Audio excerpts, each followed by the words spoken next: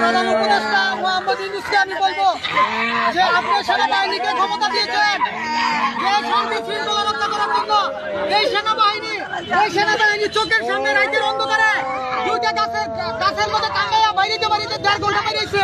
বাইরের পর সে মৃত্যুবরণ করে।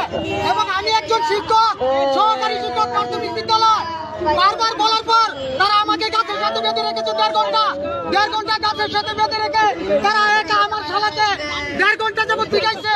সে বারবার বলতেছে আমি মরে যাবো না, আমি মরে যাবো, আমার পানি দেন, আমার লেবু দেন। তারা পানি দেয় না, তারা লেবু দেয় না।